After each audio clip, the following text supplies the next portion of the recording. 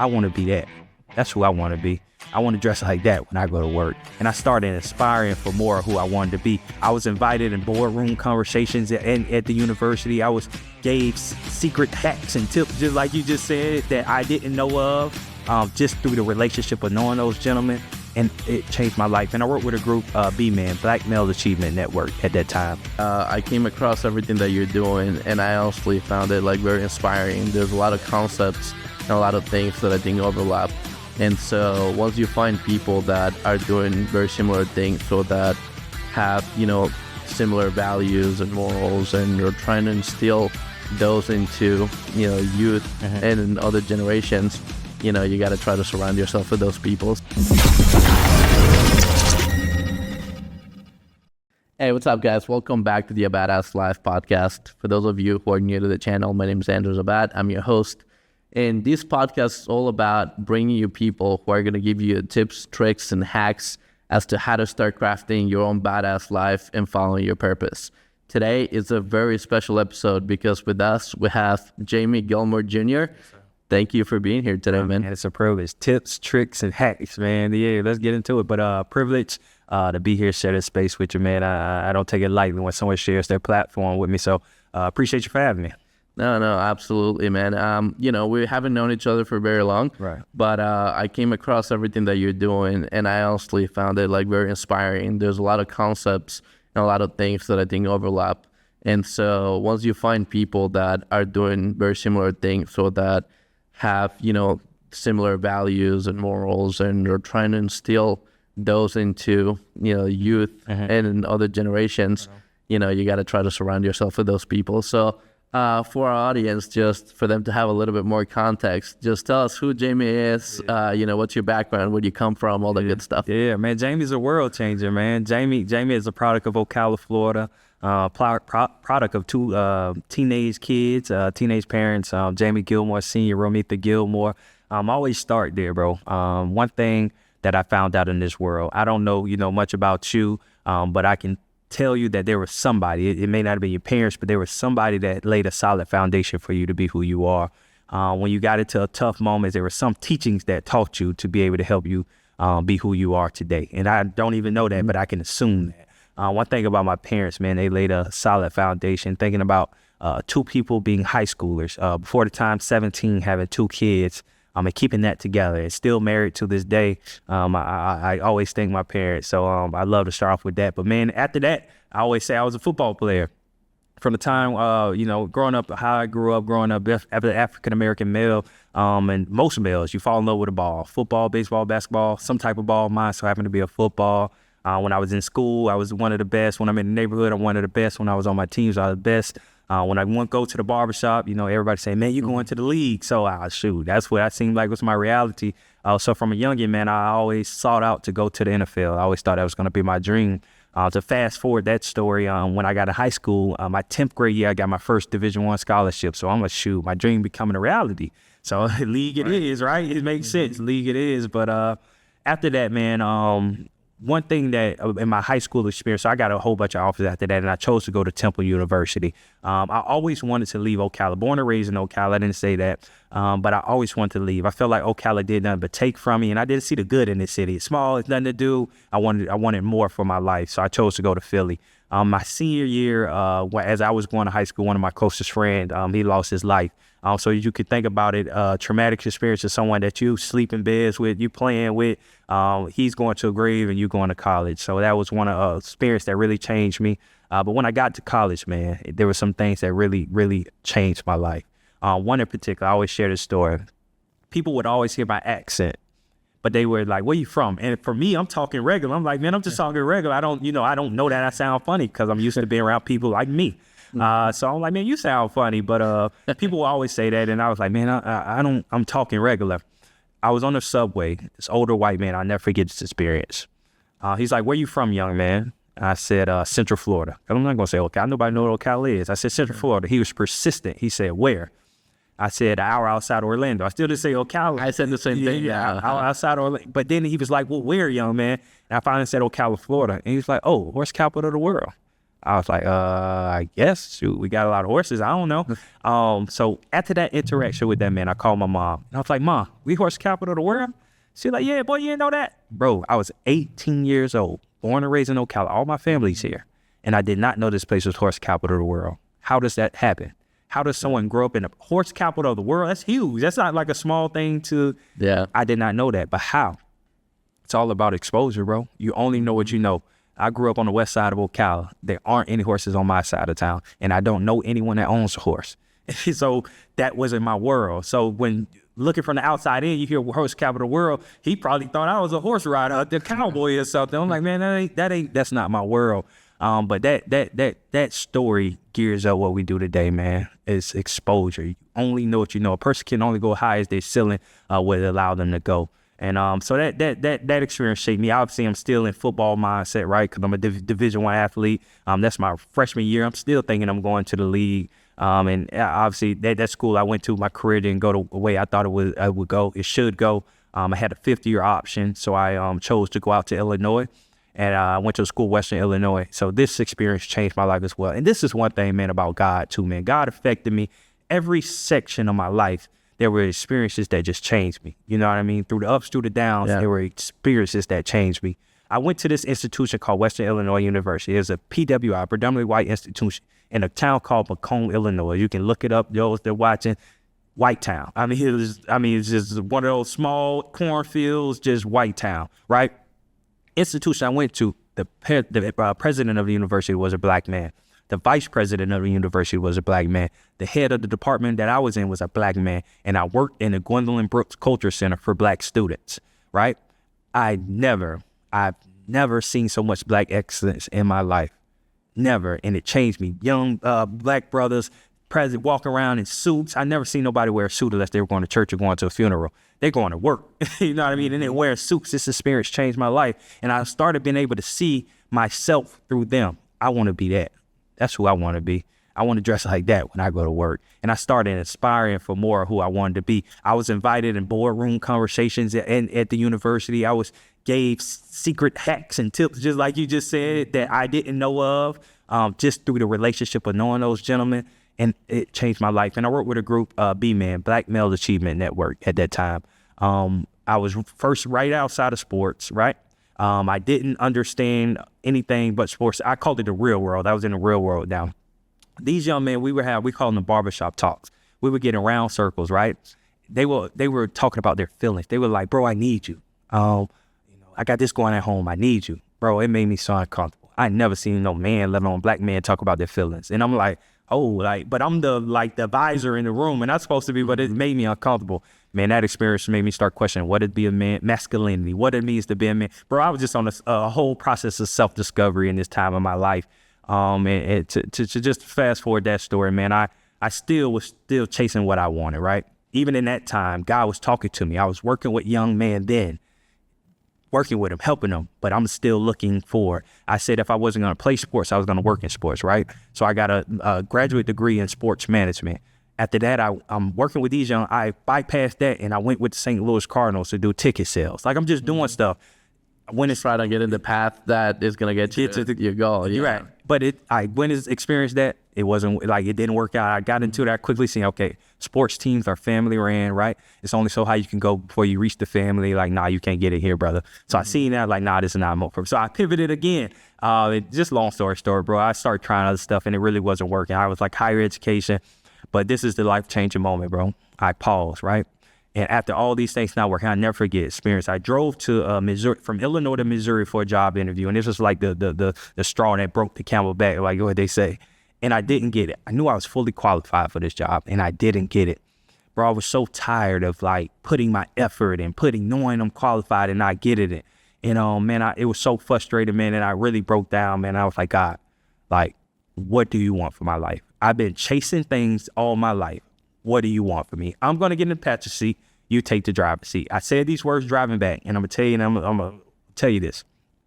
After that, saying that, I called my mom, and she was saying some things to me, encouraging me on my way home. I went to one of my friends' house, right?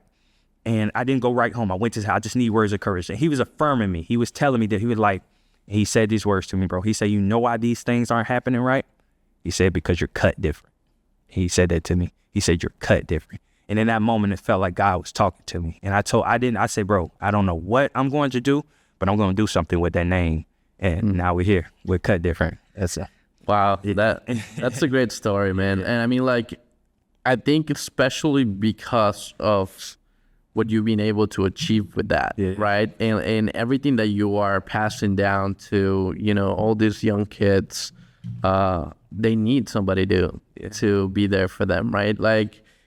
Like you said, a lot of the times, like, it doesn't have to be your parents. It could be a teacher. It could be whatever role model, mentor, anybody that's there, but they need somebody to lay that solid foundation in their lives. And it's kind of like, in a way, the same thing that we're doing here. Is just like, give them the tips, the tricks, the hacks, the ideas, the framework, the structure that they need to get to where they want to go, right? Because a lot of the times, like, we believe that we want to do certain things and life changes, right? And a lot of the times we don't even know why we want to do those things. It's like we're influenced by our parents, our society, our friends, or whatever, like, a lot of the times what we think our purpose is not truly our purpose. And we can see that in your story, right? Because originally you started with thinking that whatever the most fulfilling thing for you was going to be make it to the NFL, or, pursue the football career. And then now, like, if you actually think back and look, like, what are you doing now? That's probably 100 times more fulfilling. This is my Super Bowl, right? I tell people all the time, man, what I do today makes me feel like I'm running out that tunnel in front of 20,000, 30,000, 40,000 people. Like, I feel that adrenaline every day. Yeah. And so, like, for everybody that's different, and I think, like, one of the key mistakes that most of us make, and pretty much everybody out there, maybe not everybody, but most of us, is that we chase all these things that we think we want. And we don't stop to think, it's like, okay, why are we chasing this, right? Like, we don't stop to think, like, okay, is this my true purpose? And it's okay to, like, change that. And it's okay to pivot and do all the things and realize that, okay, maybe this wasn't for me. But, you have to have the courage to take the hill, but you kind of have to know what's your hill first, right? And so, like, having, help to figure that out and try to make it a shorter process, because for most of us, like, we're not going to get it right the first time. We're not going to find the right hill the first time, but it's just, it's going to be a process. And having the right mentorships, the right role models will definitely shorten that process and help you get there faster. Man, you're speaking my language now, and that's the power of mentorship. Everything you say. When I sum up mentorship, in vague language, I always try to say mentorship is learning from another person to not make the same mistakes that they did. And that's what life should be. There should be, like, if I came in here today and you knew you were in business, I'm in business, and you had a mistake in business, you should be openly willing to say, hey, bro, make sure you watch out for this. Because this, I had this hiccup and I don't want you to do that. That's what life should be, man. We should be literally walking around mentoring each other. Think about a world when you intentionally had a mindset to mentor. Like, as I'm going out, that's not me. And I always say with my boys, a mentorship is not me telling you what to do. It's giving you advice. Hey, if I was you, this is what I would do. Now it's up to you. You can either do it or you don't, but you have to take the consequences of whatever happens. You know what I mean? But it's advice. But just think about a world where people are thinking like that, man. So mentorship is key, and it's changed my life. Every sector of my life, I had a mentor. I grew up in a household with my father. One of the biggest things and blessings that a person can have, because that's not normal, right? The percentages show you. I could give you the data. There's data out there that shows that most young people, men are not, or women are not growing up with their father, and that causes a lot of trauma. I had my father. I didn't really even need no other male. My father, till this day, still is my best friend and my role model. After that, I had a high school coach, right? A high school coach that within my father being in the picture, he's coming to my house, picking me up, taking me to practice, training with me. I used to play football games, high school games on Friday night. Saturday morning, I got him waking me up with a newspaper. He's ready to go run. I didn't need that, but that's just what God blessed me with. God gave me another mentor. God, rest his soul, Coach Daryl Collins, he died from cancer not too long ago, but that's my guardian angel right there. Then the next phase of my life, I went to college, right? Things weren't going the way I thought it should go. There was a former player that just came out to help one day. He turned into a mentor. I'm going through things. He's actually a Philly guy. He lives in Philly. He's came out to help. Now I'm able to have him as a mentor. He's bringing me over to his house, training with him at his house. He's guiding me and just giving me encouragement. The next part of my life, Dr. Hart. I went to Western Illinois. You know, I had the guidance there. After that, I came back to Ocala. Mr. Elgin Carlock. Now he's our board chair for Cut Different. But man, at every juncture of my life, God gave me mentorship. Man, mentorship is key. A lot of times when you go through life, at least going like to the timeline in mind, it's almost like things happen, you know, at the right time. The right people get put on, you know, in your life for the right reasons, for, you know, at the right time. Everything seems, at least like for me looking back, because like when I was lacking, you know, a structure or stuff when it comes to business, somehow people gravitated, and to me they became mentors that helped me in that aspect. When I was a little wobbly spiritually, like literally as we speak, I'm having people like get into my life that are, you know, men of faith, that are people that, you know, are like guiding me, and like it almost feels like it's like so intentional, and when you stop to think about it, it just makes sense, right? So like there's gonna be mentors you know, across your lifetime that are gonna help you in different aspects, and it's just really a matter of like stopping to just, you know, take all the lessons, all you know, all their wisdom, and being able to do something with that, in my opinion. So let us know a little bit more about Cut Different. Like, you know, when did you guys start? How to start? How'd you, like, you know, I know you shared, you know, your friend telling you, you know, this is not happening because you cut different. But after that, how'd you go about like? Funny thing about that, man, is right after that interaction, I went home, right, and I just started sketching, like Cut Different. But I always knew, for some reason, I don't know why, God, all glory to God. Some say use a K, you know what I mean? It was like, all right, K-U-T. I never used the C, like K-U, because cut different. I want to be different. I want to stand out. And I remember I went to sketching it, and the first sketch I did like scissors. I put scissors as a K-U-T, and different. I never forget, funny story, I took it to a guy to do the logo, and my man was like, what are you, a barbershop? And I was like, all right, that makes sense. So obviously we went away with that. But the first step was that, man, I just started like, that night I couldn't sleep, like Cut Different, which on my brain, I could not sleep. I'm just sketching out how would the logo look, what we'll do. I called my older brother and told him Cut Different. He like, oh yeah, Cut Different. And so we, at that time, man, it funny thing, the same gentleman that told me that story, his name is Dominique Prater, man, still one of my closest friends today. My brother had a close friend named Jason. So we brought them two in, man, and we were like, all right, Cut Different is the name, right? We were like, we're gonna help kids. We didn't know what we were gonna do. Jason was in Tallahassee. My brother was in Tallahassee. Jason was in Tallahassee. I'm in Ocala. Sip is in Illinois. With Dominique, he's in Illinois. Man, we would get on the phone like we a Fortune 500 company every week, having meetings and just talking out things, how we gonna game plan and what we gonna do, when we gonna do it. Obviously, you know, that kind of weeded out with that group. You know, you'll see no action, everybody all over the place. That weeded out, but that's how serious we were about it, and not even in the unknown. We just know we want to help, give back. But 2020 came in, and I came home. I chose to obviously pandemic time come home, and I left Ocala in 2012. And I was gone until that time. So I was gone for 8 years. 8 years. When I come back, my mom was an educator. So all my life, she worked in the education field. Wrong, I hated it, right? Education, I don't know if you know anything about teachers. So she knew everything, man. She knew when my report card came on. She knew when, and the teachers had direct extensions they could call her. So they always threatened me and my friends, don't let me call your mom, call them. Like it was terrible. And she was always home, bro. Like when you have a break, she's home. You can't sneak girls in the house, man. It's just crazy. But anyway, she was in the school system. She worked at a school here called Evergreen Elementary School, right?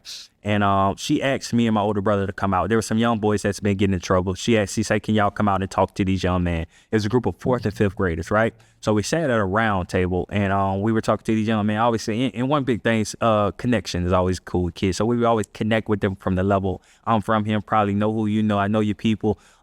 Sports is always one of your biggest connectors. I'm a Division I athlete showing them pictures. So we just connected with them first. But then we get down to the nitty gritty. We're like, man, what did you do? Why did you do it? They were able to verbally tell me what they did and why I was wrong. And I'm like, look, whoa, little bro, listen to me. I want you to go back and say that again. And they say it like, so you knew it was wrong, you still did it? He was like, yeah. I say, so for me, it hit me, it's like, what's the distinction for someone knowing something wrong and still doing it? It's accountability. When I was a young boy, there's certain things I did and certain things I didn't do, right? Because I knew my pops was going to whoop my butt. You know what I mean? So I had accountability. They didn't have that. So me and my brother looked at each other, man, we have to do something about this. We had to build a structure, and we did that. Structure, discipline, accountability, but also exposure. Exposure is the missing component to the success of these young people. They have to see it, right? And that's where the cut different with birth. So you think 2020, we kicked it off, man, with a summer program that year. We started doing community events. It's pandemic. We going into, underserved communities around Ocala. We doing food drives, giving people doing like, obviously your pandas masked up. We doing like little car lines, people coming up, picking up plates and doing different stuff. We just giving back, heart of service out the gate. We want to know that we hear from you, and that's what we build up. You go on YouTube and see all this stuff. And we going doing community cleanups. We doing all. We just giving back. And we just put so much into it. And now when it's time to mentor, we had a summer program that we started with, a summer program with 5 young men. That's what we started. We started in a football shed, ironically, right? So think about me thinking I'm going to go to the NFL, right? Now I'm in a football shed, mentoring young men, showing them that they have greatness in them, guiding them to own their greatness, right? God is amazing, bro. So, all those experiences that I look back on, man, it's God. You know what I mean? God has a design for your life, bro.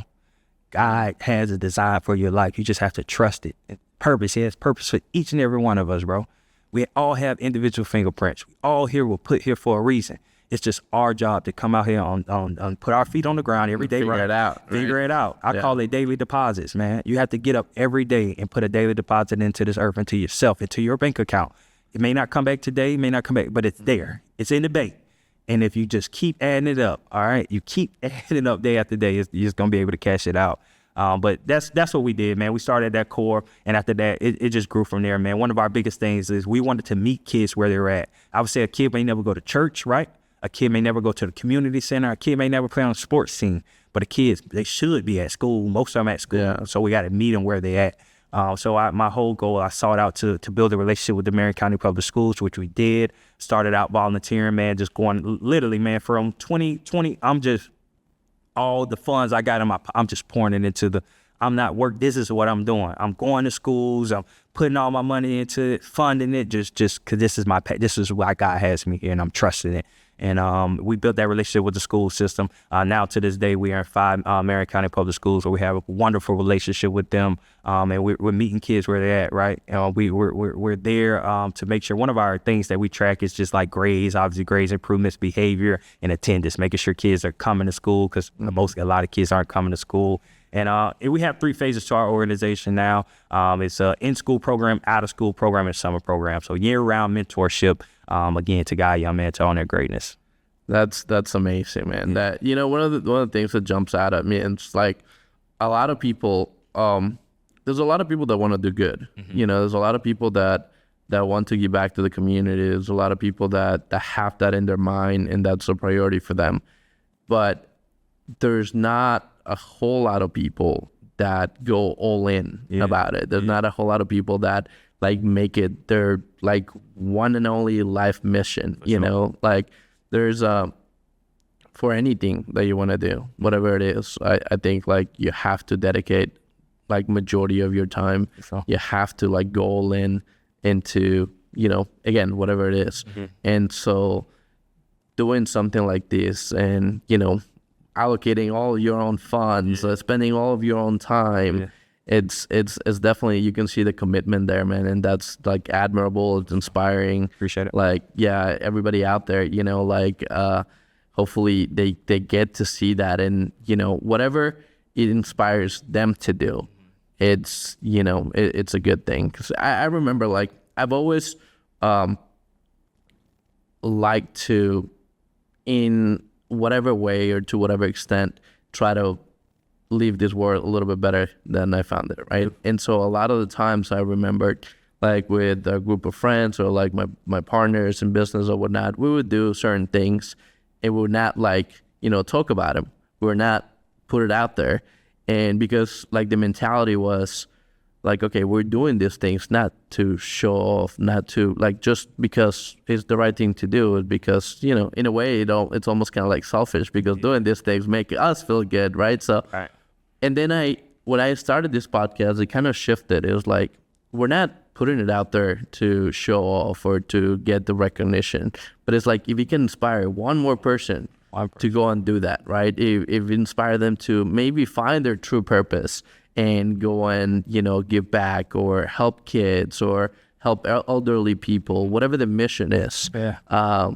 You know, most people have that one aha moment when they see it somewhere, or where they hear something that just, you know, resonates with them.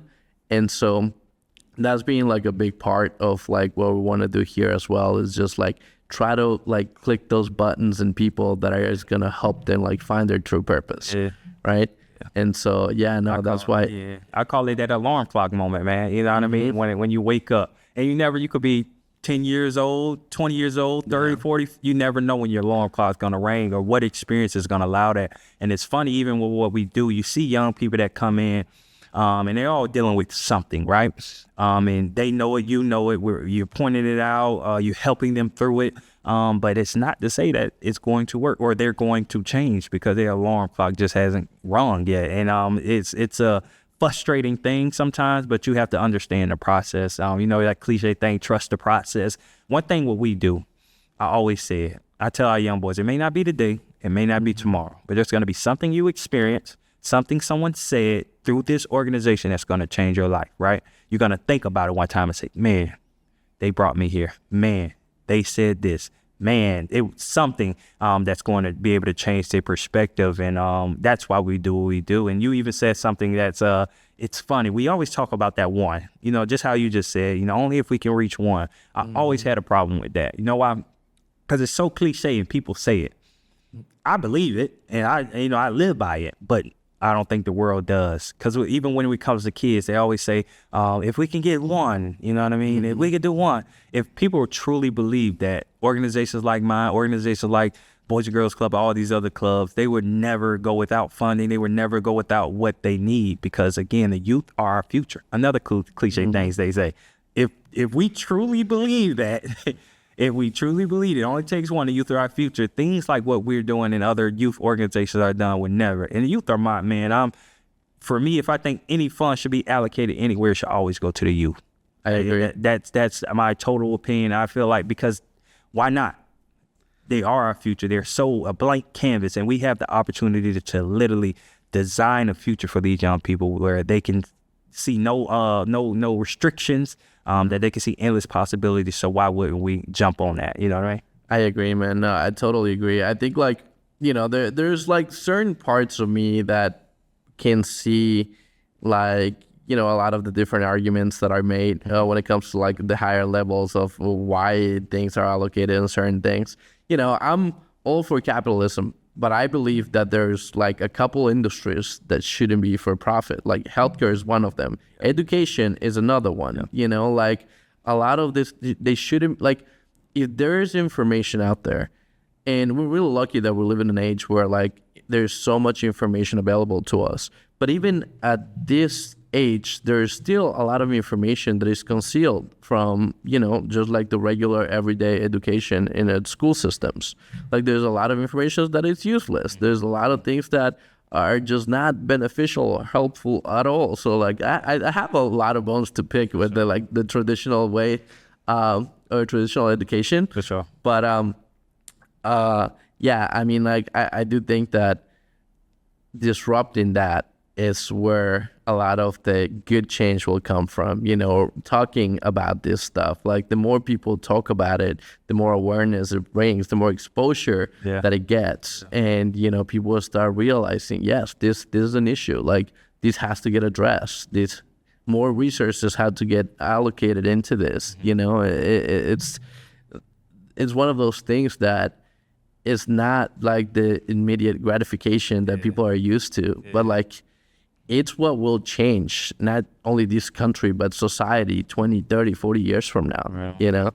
And so like I think you're doing definitely more than your part, man. Like you're doing so many good things. Like I'm actually really excited to like get to be involved a little bit more. We're both here in the same city, so there's no reason why we shouldn't be able to collaborate and many other things.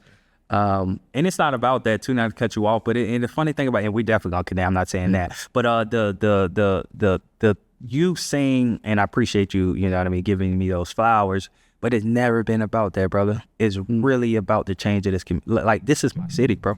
I literally, my grandmother's here, my great grandmother's here, my whole family is here. I want this place to be better.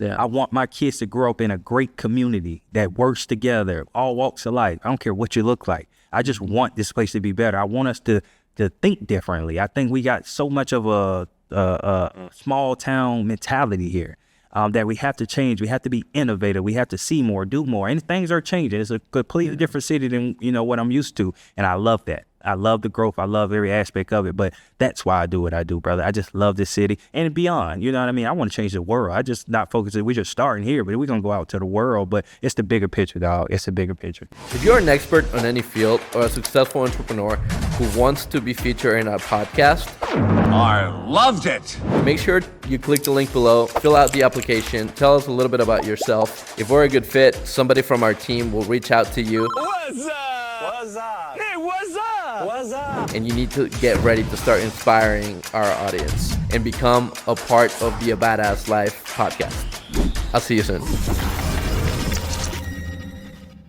Yeah, no, for sure. I can only imagine, like, when you were growing up here, like, it must have been completely different. Because now, I mean, if anything, Ocala is growing at a rate that it's, like, maybe even too fast for what it's equipped for, And that's another bigger conversation is, like, I'm all for progress, but you have to do it in a way that makes sense for the community and that the community doesn't pay the price of, like, not having the proper infrastructure, not having, the things that you need to take away the pain of progress. Because the way I look at things, like, there's always an exchange. Sure. Like, in life, like, you're always going to have to exchange in one way or another. And so, like, progress does have, like, you're trading, it could be part of the culture or part of the history of the city, part of, like, what people are used to. There's a lot of people, you see them complaining every time. It's like, oh, don't bring more people to Ocala. They're building all this stuff. They're taking away the farms. A lot of the horse farms might be going away because of, and so, like, and that's just like a few, just to name a few. But there is so many things that could be, like, schools could be overflowing because they're not building enough schools. They're bringing a ton of people. Right. They're, like, building a ton of apartment complexes. That's going to bring a lot more kids into this city. Oh. Like, once you're not equipped to handle that progress, it could be, things could go sideways very quick. For sure. You got to be prepared. And everything you say, I always said, and obviously focusing on the youth. When you think about more people, there's more crime. You know what I mean? Yeah. There's more people, things for people to get into or look. If you got a smaller, right, it's nothing to do. It's more people that have nothing to do. Mm-hmm. And that usually turn out into our young people walking the street just doing stupid stuff. You know what I mean? For lack of things to do. So you always have to be intentional about things like that. Okay, so what are our young people gonna do now? We have an overload. We, like you say, building apartment complexes everywhere. What are they gonna do on a Saturday, during the day, or during the summer? Like, what are kids doing right now? And that was one of the biggest problems even going into this summer. Even through our organization, we have our guys, we have junior mentors. So what we do in our organization, we start with young boys, 4th to 8th grade, right? We focus on exposure and experience during that time. And then when they get in high school, exposure. Then when we get in high school, we focus on experience. We want them going out there, job shadowing, getting internships, and actually getting experience. We think too many times our young people wait till they graduate to actually go try something. It's like, that's too late. Then they figure out they don't like it. Now they just a failure now. And now they turn into, things that they shouldn't be doing, why you should be experimenting while you're in high school. We call those our junior mentors. Our junior mentors are going into these different communities within our within our community that are struggling. Berkeley Point, one of the high crime areas. They were just at another one today, which it slips. I forget the name, it slips my mind, but we are putting them in these communities just to be a resource for these kids. They going out there playing football with the kids, taking pizza over there to these neighborhoods. But again, being a solution. Too many times in our world, we focus on problem. All you hear is a problem. If we open our phones right now, you'll see a problem. This is happening, and too many people focus on problems, and we have to start focusing on solutions. So a little thing about like what you're telling me, right? These kids don't have nothing to do. What is the solution? It may not fix all the problems, but what we're going to do, we're going to rally up our guys. We're going to go to a couple of these tough communities, and we're going to be a resource. We're going to be an outlet for them. We're going to be a solution for them. So you got to focus on solutions, man. Yeah, no, 1,000%, man. That's that's where a lot of the same concepts and the same things that we're focused overlap. I think it's really easy to add to the problem and just say, if you have a problem, this is the way I look at it. It's like, if you have a problem, let's talk about the progress here in Ocala. Mm-hmm. It's really easy to get on those groups and be like, oh, there's too many this, there's too many that. That's not like helping in any way, Like, even if it's just an idea, even if it's like a suggestion, like to whatever extent that is you can help to add to the solution, that's where you want to be at, for sure. I know. And like, you guys are doing great with that, man. So at what point did you have any like moments or any time frame in which, like, let's say, I guess for lack of a better word, you mourn your past purpose, per se, like whenever you realized that NFL was something that wasn't going to work out or something? Did you ever had like anything that made you second guess, or did you went through any? Never, man. I never look back. And it's funny, people ask me that all the time, because I'm still, involved. I still like train, as far as I do a lot of running. I turn to a runner. I still work out daily, but I never look back. One thing that has helped me, I don't know if it's that. So I come from an athletic family. So my older brother was a Division I athlete. He played football at Florida A&M FAMU. I played at Temple University, and my little brother, he's currently playing Division I football. He plays at Georgia Tech up in Atlanta. Nice. So I live all throughout my life. I've just been immersed in the game. Now I'm immersed in it. So I go to my little brother's game. This is his last year. I'm actually excited. They play Colorado, their first game, Deion primetime now. So I just have fun. I lived through I shouldn't even say live through, because I'm not living through him. I just enjoy seeing him, and I turned into that big brother, proud dad type of thing. And but I never, man, I go to games all the time. I'm in the environment. That's good enough for me. Sometimes, bro, everything has a season. And I think if a lot of people can understand that, they'll be okay. That was my season. And I literally squeezed everything I can get out of sports. And literally, I got 2 degrees out of sports, didn't pay a dime. I lived in exposure. Like I said, I lived in 2 different regions off of sports. Didn't, you know what I mean? So God, awesome. In endless connections. You know how many brothers that I have through the game of football? I played at 2 different universities, Division I. I have brothers all around this country that I could pick up my phone and call, that's doing great things in their life. Some of them are in the NFL. I go to some of my buddies' NFL games because, some of my college roommates and teammates play in the NFL. So I'm immersed in it still, man. It's just on the other side. And now, even now, what I do, I'm still be able to get aid from them, you know what I mean, through their resources, through everything. So again, God is the greatest, man. God had a purpose for me. I'm glad I just grasped it and found it before I was out here crashing out or something, doing something crazy. That's awesome, man. That's great. Yeah, to hear that, because that's a great perspective. And the only reason I ask is because I went through a season which, I was lost. Like we were talking backstage, my thing was soccer, and I, a scholarship, and that was my life. Like my dream was to become a professional soccer player. And so when that stopped for, whatever the reasons were, there was like a period of my life where I was lost. I had no idea what to do and all this stuff. And it wasn't until many, many years later. I think I coasted through life, just doing what you're supposed to do, and kind of just shutting up whatever voices that were oh, go this way or do that. But I was just curious.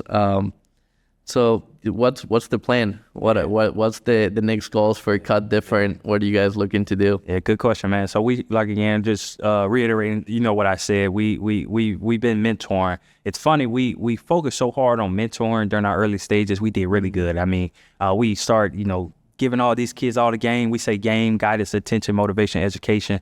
We was giving them all the game that we can, and we're doing a great job at it. But then we started realizing, like, some of the young boys, I never forget this experience. We created a T-shirt business for our young boys. Again, entrepreneurship, man. We give these boys so much game, but they came up with the concept. They came up with the design. We took them over to the guys that created it. They were like, they did it, the whole process of making sure this, and then they even the ones that were selling the shirts. But when we were starting to pick the price to sell the shirts at, we were like, I think we set it at like maybe $35 or $40 for the T-shirt, right? And the boys was hyped up. They're like, yeah, let's go $40. I'm like, man, Nike sell their shirts for $40. Why not us? So they hyped up. The leader, so he was the president. We do like a leadership cabinet for our organization, and then with the president, he came back that next morning, and I was sitting in my office at the desk doing something. He was like, Mr. Jamie, and I could hear it in the voice. I'm like, what's good? He was like, I don't think we should sell the shirts for $40. I'm like, bro, we just was like, what's up? We just left hype yesterday. What's going on? He's like, man, my mom said that's stupid. So literally, these boys go into like they come into our environment that's excellence, but then they got to go back home to an environment that doesn't cultivate that. It just actually destroys it. It does the opposite. So we start realizing, man, it's more to this puzzle that we got to do. We got to get the whole family. We got to figure out how to bring our parents in and get them up to par with the boys as well. So we had to kind of reverse what we were doing to start giving aid to our parents as well. And so that was like that next chapter. We've been good at that and still working on solving that issue. But to answer your question, when you think about what's next, man, for 5 years, man, in and out of schools, mentoring young boys, in the communities, just doing a great job of mentoring. And we it's only, so you got to think, for mentoring, you do after school, it's only a couple hours. You go to in school, it's only a couple hours. How can we do more? We were asking ourselves, like, how can we do more? How can we have these boys for more time? How can we do more for the families and bring them in? And then that's what the idea of Cut Different Academy came, man. It was the next phase. So we'll do a private school here, K through 8. And again, it's going to give us the opportunity to literally Monday through Friday create an environment, right? An environment of excellence. That's what we do. It's funny. I just left before coming over here today. We do a communication class, teaching our boys how to own their voice, be on stage, and just be able to verbally communicate. And they always communicate. One of the boys was communicating about how coming into Cut Different, and kind of like he was kind of scared. Because the expectation that there was there of excellence, he didn't know if he can rise up to that occasion.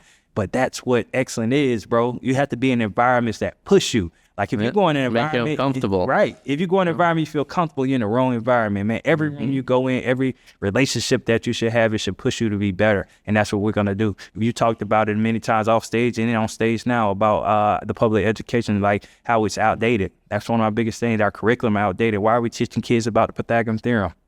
Why are we teaching kids about things that they would never, ever use? And that's what we do. It's a system that's being written, and it wasn't written for you or me or anyone. You know what I mean? It was written to create people to go work for somebody and get yourself into the rat race. So you have a lot of people going 12 years through education, coming out not knowing who they are.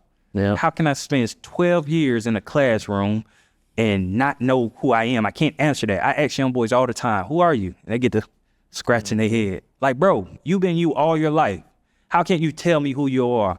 At the core of anything, I say there's two questions in life that you have to answer. Who am I and where am I going? The where am I going? And both of them change throughout your life. Every day, who you are, they change. And that's okay. That's the journey. But you have to know, in this moment, I need to know who I am to be able to navigate everything that I'm doing. So every day, that's what we helping these young boys answer. And through our school, we'll be doing the same thing, man. Self-discovery work, changing up the curriculum. One of family involvement is one of the biggest things that we're going to have. Having actually the families on campus is going to be a requirement for our parents to come to monthly sessions, monthly coaching. We're going to bring in nonprofit communication into the school. When is this happening, man? I'm excited. You know what? Now, like, I have a 2-year-old. Okay. Like, it's about 2.5 now. And I'm just dreading the time that he's going to have to go to school, right? Because, I mean, I'm considering homeschooling. I'm considering, like, one of my the conversations with my wife has been a lot like, okay, let's try to find people that are like, that we think alike and find like private tutors or something. Because I haven't done enough research yet, but I haven't found anything here locally that is something like what you're speaking about right now. Yeah. So I'm just excited over hearing about this and like learning about it. Like when is this? I know that you guys are like in the construction phase and all that stuff, right? When is it like forecast to start? So fall 2027. So if everything goes well, fall 2027. Again, it'll be K through 8, all boys school. So we're doing one thing, man. We have to build men, right? And I'm never shy of saying that. I love the ladies, right? I love the ladies, but we've gotten into a place where nobody wants to work hard. Working hard isn't even a thing right now. Everybody wants handouts. Everybody wants instant gratification. We got to get back to teaching our young boys how to work hard, man. How to actually earn what they're given. You know what I mean? And it's a mindset, bro. So we have to get back to doing that. That doesn't just happen by circumstance. We have something, I'm pretty sure you're familiar with, the school to prison pipeline, right? There are stats out there that show that the school system, through alternative placement, through referrals and all these different things, we're pushing kids into the prison system. We don't want to build, we are building a school to career pipeline, all right? And the school to career pipeline is actually through the exposure piece that I tell you, but it's focused on the career piece of it. It's focused on the trades. It's focusing on these kids on, you can go be a plumber, little dude. It's okay. These guys make a lot of good money. You know what I mean? But give it another 5 to 7 years, like all the home service industries where you have to go and work hard, plumbers, electricians, like all these services are going to make a lot more money because everybody wants to do YouTube. Everybody wants to be an influencer. So there's going to be, the core principle of business is supply and demand. Yeah. And so if there's not enough of them, they're going to get to charge more. And that's a great thing to teach a lot of these kids growing up, It's like, it's not what it's cool or what looks sexy or what it's like fun. It's like, look at all these things, all this opportunity over here. Yeah. Sorry, I cut you off. I know, you're good. And I love it because the key thing you said, you have to work hard. You say, I said it, then you said it. So those jobs, yes, you're going to have to get your hands dirty. Yes, you are going to have to work hard, but that's not like these kids don't even go outside these days. Yeah. You know what I mean? These kids don't even, they're scared to freelance. You know what I mean? We used to go out and problem. Yeah. We used to go out and create games. We used to go out and just be outside with our friends all day on bikes, just going to experiment, creating games in our mind, being creative. These kids sit on phones all day and are being controlled how to think, being controlled what to say. And it's a mind game, man. We got to break that. So through the school, man, we're going to be creating an environment, creating systems to be able to help our community and also the world be able to get over that hump. Man, that's something that it doesn't get talked enough here. Like, I think it was Denmark that just passed a law where I think kids cannot have phones, like personal phones, until they're like 12. Yeah. And that's great. There was something else also. But it's like they know, like there is studies that are showing clearly how it's affecting our youth, and it's nothing being done about it. It's like it's a unhealthy coping mechanism for a lot of these kids, a lot of their emotions, and a lot of all the things that they have to go through to just go into a device and connect with that device in a way that you're supposed to be connecting with other people. Yeah. So it's killing all those like relationship building skills that we're all meant to have. Right. And it's just like baffling to me that, we don't have more programs that are like specifically focused on this. Yeah. There's a lot of other countries that are doing it. And, I think I heard Tom Bilyeu and Simon Sinek talking about this once, and saying like us not having any type of regulations on social media, on devices, all this stuff is the equivalent of telling our kids like, hey, if you're having a bad day, here's the liquor cabinet, go open it up. And it just is unhealthy to cope in those ways. Then drugs, then alcohol, it gives you the same dopamine hits. And so it's like, why is it not being monitored a little bit better? Yeah. But anyway, you touched on something that I really wanted to like talk about a little bit more briefly, and it's because it's something that I agree with 1,000%. And so like I think we have to focus on our youth overall, but I think there's very different ways into how you're supposed to guide a little boy and a little girl, right? Like the standards are different. In order for that little boy to become a man of good, a man of faith, a respectful man, and just a productive member of society. Like he has to have that account, that somebody keeping him accountable to do more, to become more, to be the protector, because at least that's what I believe, right? I believe that we as men should be held accountable to more. Yeah. Not that women and little girls have their own role that they play into it. But what do you think about that? Yeah, I'm about to say, don't get yourself in trouble, man. Yeah. The woman, they'll get you out there, man. Funny experience. I got outside of sport. I'm gonna get back to answer your question, but when I first got out of football, right? So you got to think about football. It's an environment where you have to bring your toughness literally every day. You have to be at your best every day. I can't show a weakness in this world, and I played this game from the time I was 6 and 23. So I was wired for that. I was wired to compete. I was wired to give it my all every day, and I was wired to just go all in. You know what I mean? That's all I know. And the day I lose my job. That's how I wire. It's just like a person that comes out of the service. Like after you get you have to rewire yourself into the world. And I'll never forget, man, I got a higher education. I was working as a student advisor, and there was a door, and there was a young lady, and she was a part of, I won't even say because I'm not sure of the community she was a part of, but I opened the door for her, and she got upset with me. She said, why are you opening the door for her? Because I'm a girl? I was so baffled by this experience. I'm like, well, no, I was just holding the door because that's how I was raised. You know what I mean? That's how my grandmother, my father, my mother raised me. But like experience like that, kind of like, wow, this world is crazy. This is a different world out here. So I had to like educate myself to get up to what we're saying. And I jokingly say that because just what you said, somebody will hear that and take that all out of context. Like, why a girl can't, why you can't teach a girl the same thing as boys? But to get to your point, to answer your question, I totally understand what you're saying. Yes, a young lady can be pushed like a boy, yes. But at the end of my personal belief is a young man, right? He has a different responsibility to himself and to his community, to his family, to be able to be that, as you said, protector, provider, the lover. And it takes a different level of discipline to be that person. And yes, a young lady can do that. And yes, a lot of young ladies are doing that. There's a lot of single parents out there that are raising young boys, young girls by themselves. That shouldn't be the case, but that is the case. And they are very, very capable. But in a household, which two should be there, a mother and a father, my belief, to raise a child, right? That young boy should be equipped and trained a different way than everybody in that household, right? Push come to shove. If this house catches on fire, I should have a plan on how we evacuate, right? If the bills get low, I should have a plan on how I'm going to go get some money to make sure, if money gets low, I should have a plan to go get money on how to pay these bills, right? If my daughter is crying, if my son is, I should know how, I have a plan to go aid them in their time of need, right? As a man, it's your responsibility to get the things done. And I truly believe that it's your responsibility to get it done. And you should be trained to, with under all your responsibilities that you have, because every man has different responsibilities. You should be able to handle those responsibilities without the help of anyone else. You're going to get help. You should have support, people that you can call on. But if no one comes, you should be equipped to do it yourself.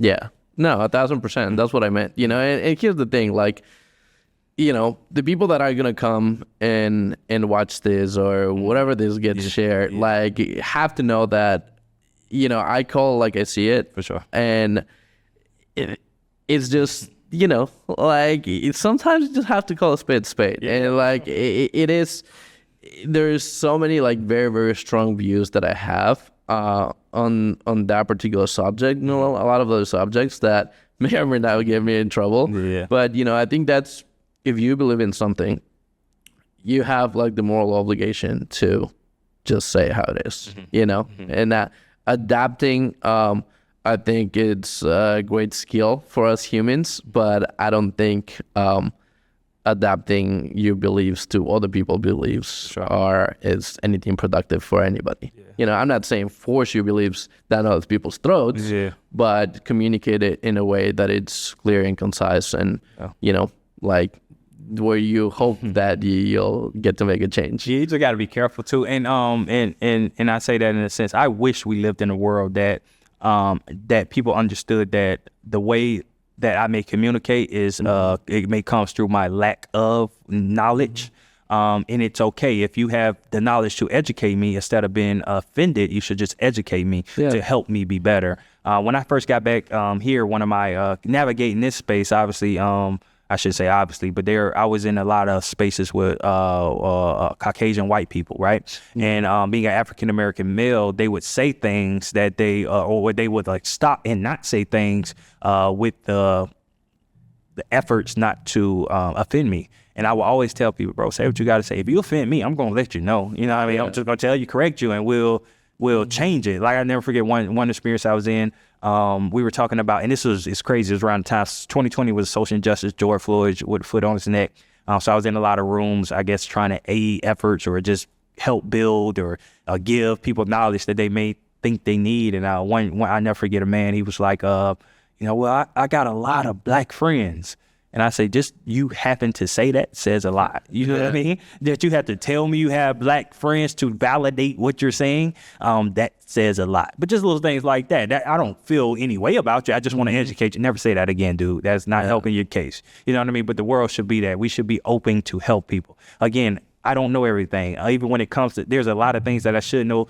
That's why I just stopped myself and say, I don't even know what the young lady of the community was, because I don't even want to say the wrong thing. But we should be open to saying, I don't know. And we should be also, if I say the wrong thing, the person across from you should be open to educating. Yeah. Just, a lot of the times, like, people are going to disagree and there's going to be difference of opinions. And I think, like, the best way to go about it is just to be able to handle like adults, right? Like, we don't have to agree on everything. We might say it, done. 1,000%. Trust me. No, I've had this because there's always, like different perspectives, and I don't get too much into these conversations because a lot of the times they don't really bring a whole lot of positivism, but they should, because anything that disrupts things or anything that brings an argument, like the whole goal of that should be to bring something positive out of it, to maybe get like an inch of each side to get to like meeting all the minds for like we are able to solve something, for sure, right? And so like when it comes to there are many like controversial topics that we can go on and on, but that's a whole different podcast. We'll have you back here and talk about a lot of that stuff. But man, no, I just want to say thanks for coming in, man. Like, I really appreciate talking, chopping it up with you. I think like you guys, I'm actually really excited now about the project that that you guys are building this school. That's something that I'm definitely looking forward to. Especially being that the timing, it's gonna be like almost perfect. Like Eden's 2.5 now, 2 more years. Yes, sir. Like we'll I'll definitely got to look more into that. But just for the audience out there, tell them how to get in contact with you if they have like any questions, if they want to support the organization, if there's anything that that they want to like and follow, share a lot of your stuff. You guys are on YouTube as well, right? Yeah. So you can go over to our YouTube channel. It's Cut Different Inc. Cut Different with a K, K-U-T, Different Inc. And follow our YouTube, man. We do a great job when it comes to just showing the rawness of what we do. We're right now, summertime is a great time. We put out vlogs every week from our different experiences. We just were up in Jacksonville, so it'll be a good opportunity for you to really get a real live view to what's going on. You can follow me personally, Jamie Gilmore Jr., Jamie Gilmore, Gilmore Jr., Jr. On Instagram and also Facebook as well. And also our website, cutdifferent.org. And we have a website up for our school as well, which I definitely would like you to turn your attention to. Cut Different Academy, again with a K, K-U-T, cutdifferentacademy.org. And again, it's a landing page to tell you, give you some info about what we got going on. And again, it's just the beginning, man. We're just, like you said, had a land clearing event last Friday, and the wheels are just getting turning. So yes, you're young, man. I would love to even have you, you know what I mean? Yeah. One thing I want to do, I want to get like-minded individuals around, man, to be able to help. Because again, we're reimagining education, right? We're reimagining education. We've been given a system that hasn't been for us for a long time, and it's our time to revamp that and create something that's going to create warriors. And I always say warriors, man, because I want you to Google what a warrior is, and then that'll let you know what I mean. All right, young people that get it done, right? No excuses. I always say daily deposits. Every day, man, you got to wake up with a purpose, right? to wake up and get it done. All right, what is my goal for today, and go get it done. No excuses, no I'm tired, just no nothing, man. Just an effort to get it done. And when you're able to look yourself in the mirror, even if you did it, if you're not, the effort is to get up tomorrow and get it done. You know what I mean? Not every day you will get it done, but tomorrow you got the chance to get it done, man. So keep putting those daily deposits. Follow us, man, the journey, and definitely the cutdifferent.org. It'll give put your email in there, man. We would like to follow you. We're building a email database to be able to just get the attention. We're going to start just different campaigns that we'll be having, obviously build some funds as well, and just to get people engaged. Maybe your son, maybe you watching this, your kid, you want to reimagine education for your child. This is the platform for you. So make sure you go check us out. That's awesome, man. Right on. All right. Well, thank you so much for being here, dude. One thing that I want to say, I like to end asking my guests for, one of their favorite quotes. So I don't want to put you on the spot and get a couple minutes to think about it. Anything that you have on top of your head? Yeah, man. Even not a favorite. I wouldn't even say I have a favorite quote, but I got a favorite saying: daily deposits. That sums up who I am, man. Daily deposits, right? When you say daily deposits, that's you waking up every day and you putting something in that bank, all right? And that bank is your bank to success, your bank into purpose, your bank into being just a better human being. And you just, every day you wake up and you putting something in. And you can easily ask yourself, at the end of the day, you can check that bank and see if you put something in or not. So daily deposits, bro. Man, that's so powerful. That's so simple as it is, but it's so powerful. And I think one of the key things is the daily part of it, I think anything in life that's worth doing, it's repetition, and the more you do it, the better you get at it, and that just having that consistency is what will take you much closer to all the things that you want to do, that you want to achieve.